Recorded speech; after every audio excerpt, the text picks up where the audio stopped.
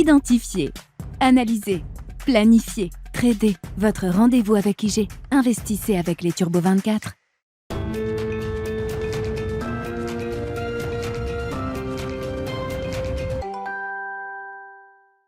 Bienvenue dans Smart Bourse, votre double dose quotidienne de marché en direct sur Bismart. Chaque jour à la mi-journée, 12h30, 13h et en fin d'après-midi, la grande édition pendant 1 heure à partir de 17h en direct, rediffusée à 20h sur Bismart TV.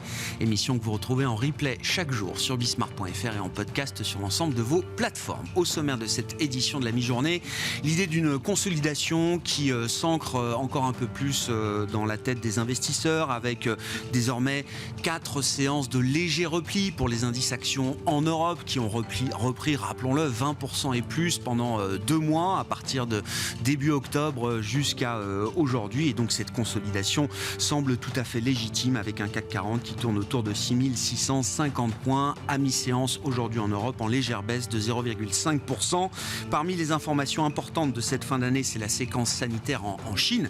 C'est peut-être même plus qu'un pivot sanitaire, un véritable U-turn sanitaire auquel on assiste en Chine en cette fin d'année, avec un affaiblissement de la demande extérieure, étrangère. On l'a vu encore avec l'effondrement des exportations chinoises sur le mois de novembre, qui doit sans doute inciter le pouvoir politique à Pékin à réouvrir son économie pour relancer sa demande intérieure qui a été meurtrie par plusieurs années maintenant de fermeture et de restrictions. Ainsi, les allègements sanitaires se multiplient et se généralisent à l'ensemble du territoire chinois avec par exemple la quarantaine à domicile désormais autorisé sur l'ensemble du territoire chinois et puis un allègement considérable également en matière de politique de test. Les marchés chinois ont déjà bien réagi à ces annonces depuis quelques semaines maintenant puisque l'indice Hang Seng à Hong Kong a pu reprendre 30% et plus au cours du mois de novembre. On a vu une séance de baisse ce matin pour les actions chinoises. Du côté des banques centrales, les dernières réunions de l'année auront lieu la semaine prochaine pour la Fed et la Banque centrale européenne. Nous nous projetterons évidemment sur l'horizon 2023 avec Julien Tisserand, gérant multi-asset et overlay chez Edmond Rothschild Asset Management qui sera avec nous en plateau dans quelques instants. Et puis nous pourrons également revenir sur le secteur des télécoms. Focus sur ce secteur qui a rempli sa mission défensive, on va le dire comme ça, au terme de cette année 2022. En Europe notamment, vous pourrez voir ou revoir le spécialiste des télécoms chez Bryan Garnier, Thomas Coudry, qui était avec nous en plateau ces derniers jours dans Smart Bourse.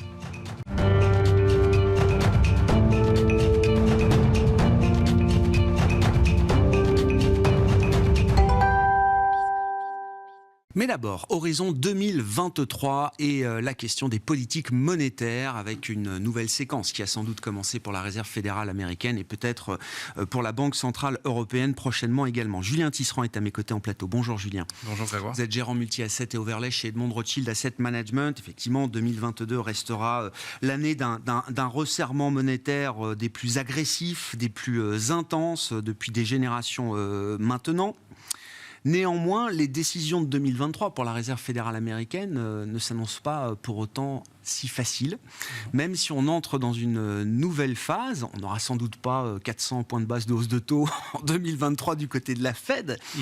Mais les prochaines décisions s'annoncent difficiles. Quels vont être un petit peu les termes de la conversation au sein d'une banque centrale comme la Fed dans les prochains mois selon vous, Julien ?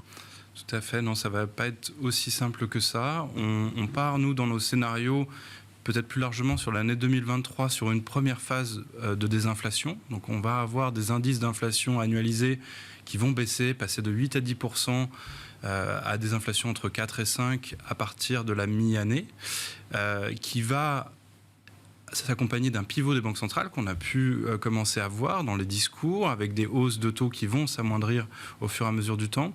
On ne pense pas que la Réserve fédérale ira jusqu'à une pause formelle. On pense qu'elle va garder un filet de gaz de hausse de taux pour continuer à alimenter cette discussion du resserrement monétaire, pour ne pas desserrer les conditions trop fortement et défaire ce qu'elle a essayé de faire toute cette année en termes de remontée des conditions financières, de resserrement des conditions financières. Donc ça va nous faire une séquence qui avec des 50 points de base de hausse de taux pour les réunions monétaires de décembre. Ça, c'est acté par les marchés et on ne s'attend pas de surprise là-dessus. Probablement soit 50 ou 25 pour les prochaines en janvier, probablement 25 BP. Également en mars, et après on verra en fonction du trajectoire de l'inflation que je vous expliquais, qui est plutôt sur une tendance des inflations, et aussi de la tenue ou de la bonne tenue de l'économie américaine. Pour l'instant, de ce côté-là, on est surpris globalement, contrairement au pessimisme qui a dominé sur les marchés depuis l'été. On reste sur une économie très robuste. On voit un marché de l'emploi qui se tient encore très bien sur les derniers chiffres de vendredi, des créations d'emplois qui restent très fortes, une inflation salariale, et c'est là où il y aura beaucoup de questionnements pour la Fed, qui reste aussi élevée, et un secteur du service qui tient, une consommation qui tient bien, avec un secteur manufacturier légèrement en retrait. Mais ça, on pouvait s'y attendre après une très forte demande pour tous les biens de consommation durant 2020-2021.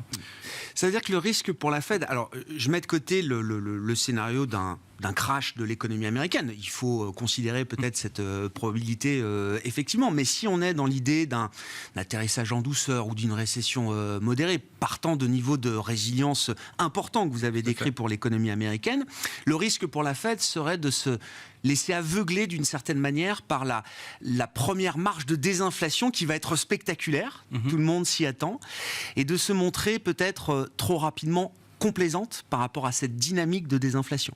C'est une possibilité pour nous. Donc on a cette phase de désinflation, comme je disais, qui va se prolonger jusqu'à la mi-2023 assez facilement, avec des effets de base, beaucoup de désinflation de la part des biens durables. Ça va générer beaucoup d'enthousiasme et beaucoup de bruit. Exactement. Ça, on le prévoit. Et la Réserve fédérale commence à voir cela et à anticiper cela. La question qu'on se posera et que les investisseurs vont commencer à se poser, on pense, à partir du deuxième trimestre et au milieu de l'année, ça va être cette bifurcation. Est-ce qu'on va revenir très rapidement à la cible de la Banque centrale, autour des 2%, ou rester sur un rythme d'inflation annualisé plus élevé, ce qui, rappelons-le, a historiquement été le cas dans toutes les périodes de forte inflation qu'on a pu connaître depuis plus de 100 ans. Donc on arrivera sur cette échéance et les marchés vont se poser cette question-là à ce moment-là. Est-ce que la Banque centrale prendra le risque d'avoir une acceptabilité que l'inflation ne revienne pas à la cible aussi rapidement qu'attendu, donc peut-être qu'en 2024, voire au-delà, ou devra-t-elle reprendre ses hausses de taux pour vraiment faire baisser cette inflation à sa cible? Et donc la question s'ouvrira à ce moment-là, en fonction également d'où en sera l'économie. Pour l'instant, nous, on est en désaccord finalement avec le consensus du marché qui s'attend à des baisses de taux assez fortes à partir de la mi-2023. On a plus de 50 points de base pricés pour la fin de l'année 2023 de baisse de taux. Ça nous semble peu probable pour l'instant, étant donné la résilience de l'économie américaine qu'on mettait en avant. Et également le manque de déséquilibre en fait dans l'économie. On n'a pas de secteur économique qui soit en fort déséquilibre. Le consommateur est plutôt en bonne santé, les entreprises également. Il y a moins d'endettement que par le passé, également chez le consommateur. On a aussi tous ces excès d'épargne qui ont été accumulés 2020-2021, qui finalement étaient difficiles à mesurer ou n'ont pas été forcément bien mesurés par le passé et aident le consommateur à absorber le choc inflationniste. On l'a vu cette année, la consommation est encore très bien tenue. Pour l'instant, cette épargne qui a été accumulée pendant la phase du Covid, elle est encore de quasiment 50% d'excès d'épargne. Le stock, et qui peut continuer en fait à prolonger le cycle et faire que la consommation tienne malgré le resserrement monétaire qu'on connaît. Les Américains épargnent beaucoup moins aujourd'hui, mais parce que le stock est encore très important. Et contrairement aux Européens, leur salaire et ce qu'ils gagnent est plus important et permet de maintenir la consommation. Si on a cette inflation qui baisse autour des 4 à 5%, on pourra avoir, avec des salaires à 4 qui restent autour de 4, 4,5, on pourra avoir un effet qui se compense et qui maintient le cycle en vie. Non, mais si je résume un peu l'idée, tout le monde veut voir un soft landing de l'économie américaine.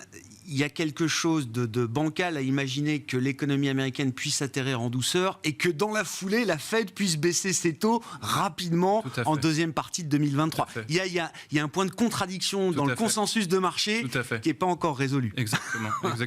Ça va être l'enjeu de 2023. Ouais. Si on en vient à la Banque centrale européenne, alors partant toujours d'une situation plus compliquée, évidemment. Qu'est-ce qui va guider les prochaines décisions de la BCE ? Vous l'avez dit, la semaine prochaine, ce sera sans doute 50 points de base, actés et endossés notamment par le gouverneur de la Banque de France, François Villeroy-de-Galhau, membre important du Conseil des gouverneurs. La nouveauté pour la BCE en 2023, ça va d'abord être l'implémentation d'une réduction passive du bilan. Tout à fait. Ce qui est déjà en place aux États-Unis, mais qui va être une première en zone euro. Exactement. Dans nos calculs, on doute que l'impact soit massif. On pense que la BCE, et ça a été confirmé par de nombreux membres de la BCE qui sont venus dans des discours récemment acter ça, il va y avoir une volonté de ne pas choquer les marchés et de faire ça en douceur, avec éventuellement une phase de ramp-up, si je peux me permettre en anglais. Montée en puissance. Comme montée en puissance, comme l'a fait la Fed. Donc on peut imaginer un démarrage assez bas en régime, et au fur et à mesure que les marchés absorbent cette information-là, on peut imaginer une remontée des niveaux avec peut-être des caps de réinvestissement comme on l'a connu aux États-Unis. Également, je mentionnerai que on voit très clairement depuis la mi-2022, avec ce programme qui a été mis en place de mécanismes pour protéger les pays de la périphérie contre des écartements de rendement trop forts et des hausses de taux trop fortes sur ces pays-là, avec le mécanisme qui a été mis en place à l'été. On voit très clairement que la BCE ne veut pas fragiliser ces pays davantage, d'où l'idée d'avoir un quantitative tightening, donc passif, mais d'ampleur mesurée.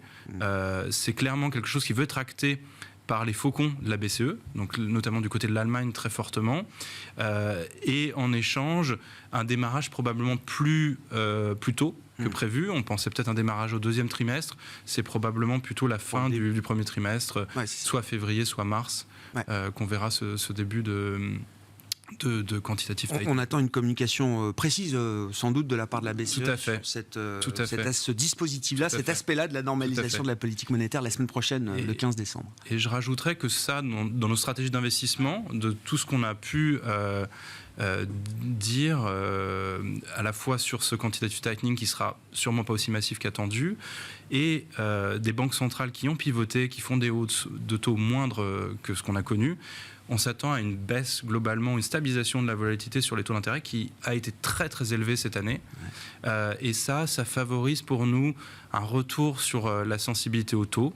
Même si on s'attend encore à des hausses de taux, comme elles seront plus mesurées, avoir un portage sur des taux d'intérêt qui sont plus hauts, des rendements plus intéressants, on a un retour sur la classe d'actifs qui nous paraît adéquat, et plus spécifiquement sur le crédit de bonne qualité, qui aujourd'hui a des rendements à 3,75, 4%, qui nous semblent attractifs et suffisants pour absorber des chocs éventuellement économiques qu'on n'aurait pas pu percevoir. Et on peut aller chercher sur ces marchés-là plus de duration et des maturités un peu plus moyennes, voire longues, Julien ? Alors nous, dans nos stratégies, on avait eu tendance depuis le début de l'année à chercher des maturités longues pour être, en tout cas sur les obligations gouvernementales, pour se protéger des hausses de taux sur les parties courtes. Très récemment, nous privilégions maintenant plutôt le centre de la courbe, les parties intermédiaires, 5 à 10 ans, qui nous paraissent toujours mieux que la partie très longue, qui nous paraît chère, et qui pourrait souffrir des émissions à venir à la reprise de l'année. On a beaucoup d'émissions qui vont arriver de nouveau sur les parties de crédit et également obligations gouvernementales, qui devraient repentifier légèrement les courbes de taux. Et également sur ce scénario que je vous mentionnais à mi-année, sur l'acceptabilité ou non d'une inflation structurellement un peu plus haute. Et pour nous, ça pourrait être un peu plus dangereux sur les parties longues de courbe qui se sont beaucoup renchéries. Donc ces parties intermédiaires sont à privilégier, et les parties courtes restent compliqué à être très fortement investi dessus si la trajectoire de l'inflation ne descend pas aussi vite qu'attendu, et on pourrait repartir sur un scénario plus noir. Voilà. Cette question de l'objectif effectif que les banques centrales peuvent avoir en termes d'inflation, alors c'est une conversation qui est déjà très documentée dans le monde académique. Tout à fait. C'est pas une conversation qu'on peut avoir aujourd'hui quand on est un banquier central en charge, mais c'est une conversation qui aura lieu peut-être à un moment l'an prochain, Julien ? Tout à fait. Nous pensons qu'il n'y aura pas de changement de la cible d'inflation. C'est trop compliqué à acter. Par contre, il y aura une acceptation tacite que l'inflation pourrait mettre plus de temps à redescendre à la cible. Et qu'au lieu d'un retour à 2023, fin 2023, début 2024, c'est quelque chose qui sera repoussé à fin 2024 ou au-delà pour ne pas risquer une récession et préserver l'économie. Et cet enjeu-là, qui est aussi un enjeu très politique, va pour nous prédominer par rapport au retour à la cible coûte que coûte. Merci beaucoup Julien pour cet éclairage sur l'horizon 2023, évidemment en matière de stratégie des banques centrales et des prochaines décisions de politique monétaire qui sont attendues. Julien Tisserand qui était avec nous en plateau, gérant multi-asset et overlay chez Edmond Rothschild Asset Management.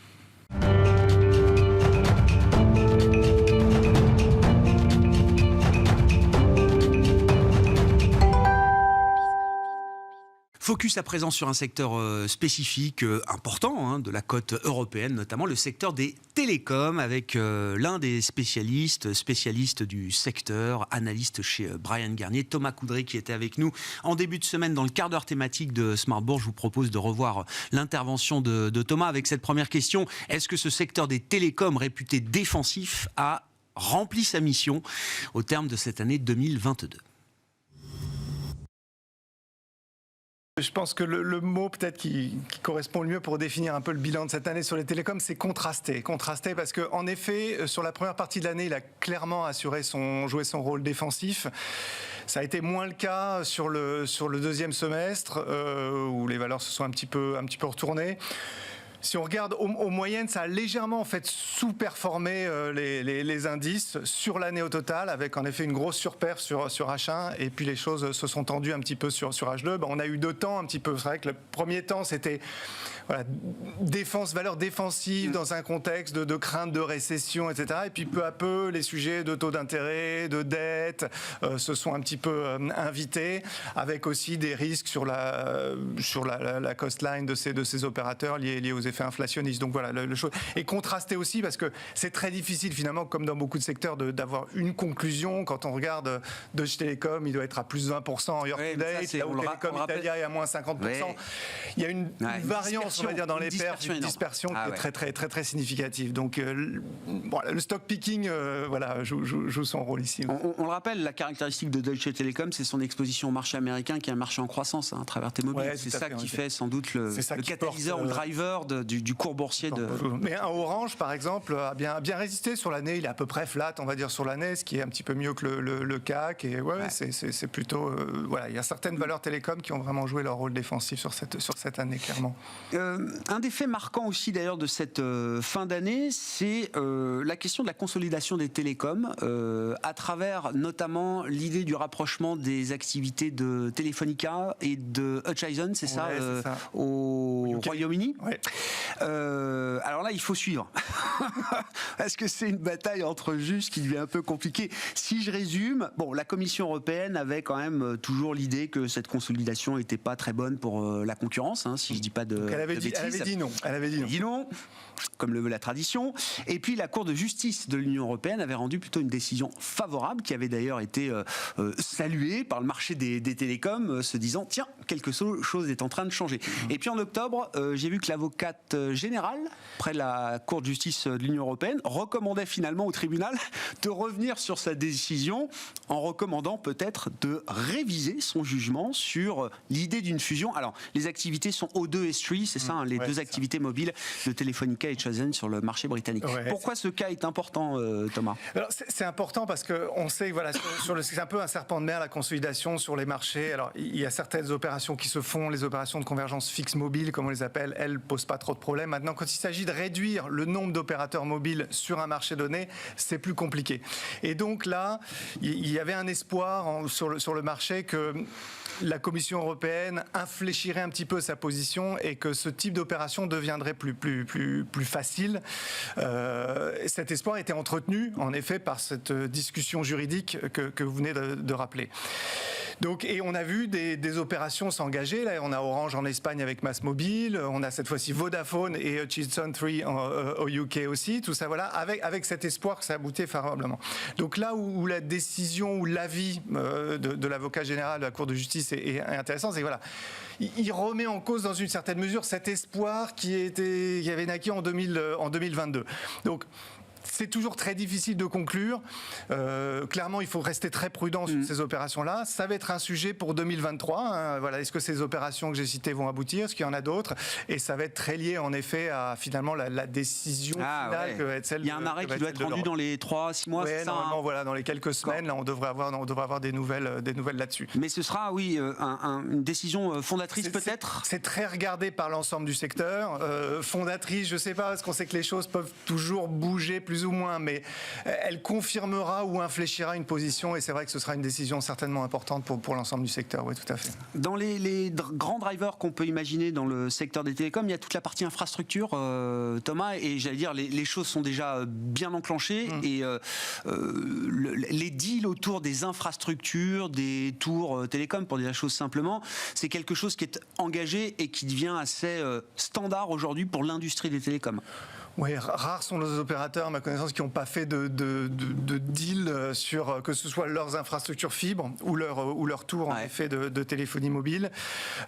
Oui, c'est un sujet vraiment ces dernières années, et encore cette année, on a vu pas mal de deals. Hein. Les 2 derniers en date sont Vantage de Vodafone et les tours de Deutsche Telekom.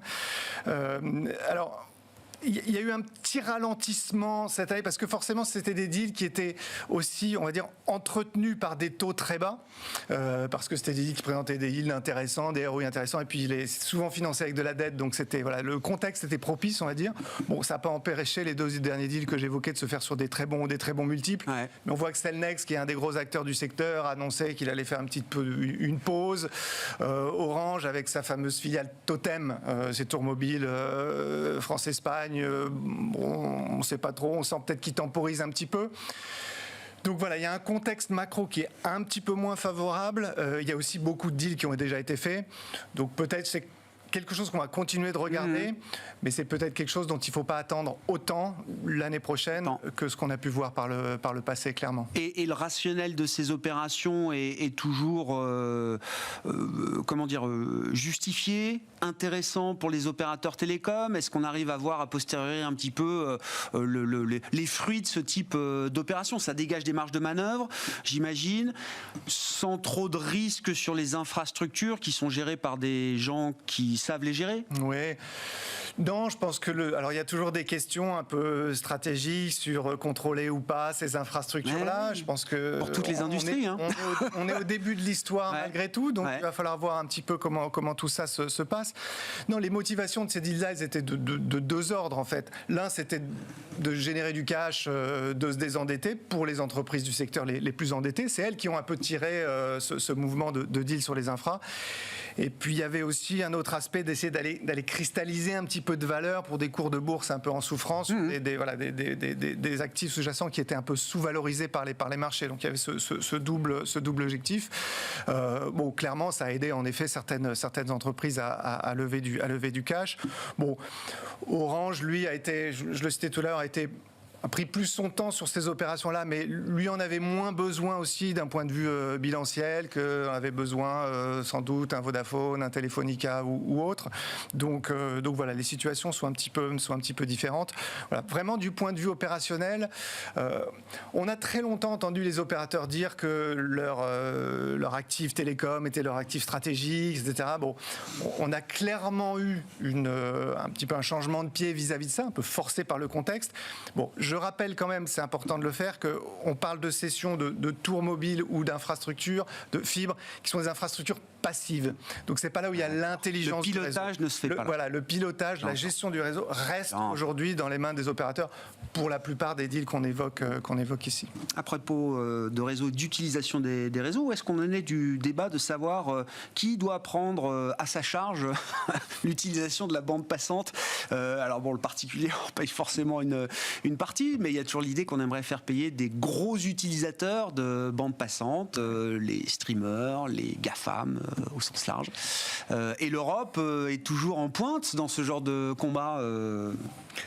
Oui, toujours. Je ne sais pas s'il faut. En tout cas, l'Europe a pris la parole assez fermement sur le sujet ces derniers mois. C'est une des actualités du secteur cette année. Là aussi, on va voir un peu 2023 comment ça se passe. Clairement, Avant, on était beaucoup sur parler de net neutralité, etc. Voilà, c'est un peu le... Et là, alors, sans remettre en cause la net neutralité, ce qui est la difficulté du secteur, les autorités européennes, alors Margaret Vestager, Thierry Breton, les premiers, se sont dit favorables à étudier dans quelle mesure on pouvait faire, en effet, on pouvait demander aux GAFAM de payer les opérateurs pour la bande passante qu'ils utilisent. Donc, le principe du point de vue des autorités européennes semble être acquis. Le sujet est sur la table. Maintenant, il va falloir réglementer sur les accords entre les uns et les autres et puis passer à l'étape législative. Ça va être compliqué. Ça va prendre des années si ça doit se faire, non ? C'est pas possible de... Ça va être compliqué parce qu'en effet, il faut jongler avec les sujets d'impératif de net neutralité, qui est un dogme, mais c'est pas péjoratif de dire comme ça. Non, c'est un choix européen, voilà, un choix philosophique, européen, politique. Voilà, qui peut pas être, qui ne sera pas remis en cause. Donc, sans remettre en cause ça, il faut demander aux GAFA de payer. Mais qu'est-ce qu'ils peuvent avoir en contrepartie ? Enfin, les discussions vont certainement être, très certainement être compliquées. Ouais, être compliquées. Donc, qu'est-ce qu'on peut dire pour résumer des perspectives en matière d'investissement dans le secteur des télécoms pour 2023 ? Est-ce qu'il y a des convictions à défendre, des dossiers particuliers à défendre là aujourd'hui, Thomas ? Une façon de regarder un peu le secteur, c'est alors souvent c'est des opérateurs télécoms, c'est voilà, c'est s'assurer que le dividende est sécurisé. Ouais. Pour beaucoup de ces entreprises-là, en tout cas les plus grosses d'entre elles, on a un dividende et le rendement est important dans le cas d'investissement. Donc une des grilles d'analyse, ça va être ça. Ça veut dire où on va retrouver évidemment dans un contexte inflationniste les questions de pricing power. Quels sont ceux qui vont pouvoir un peu répercuter dans les prix les hausses de coûts qui vont devoir endurer. Ceux qui sont plutôt en mode décroissance des capex parce que les investissements sont derrière eux. Ceux qui ont éventuellement encore un petit peu sous le coude en termes de deals sur les infra comme on évoquait tout à l'heure. Donc c'est un peu la grille de lecture qu'il y a à voir. Moi, je continue de penser qu'un Orange coche toutes les cases que je viens de discuter, que c'est un bon dossier à regarder pour 2023. Voilà pour le secteur des télécoms, le bilan qu'on pouvait tirer de cette année 2022 et les perspectives du secteur pour 2023. Thomas Coudray était avec nous en début de semaine, l'invité du quart d'heure thématique de Smart Bourse, analyste chez Bryan Garnier. Voilà pour cette édition de la mi-journée. On se retrouve à 17h en direct sur Bismart.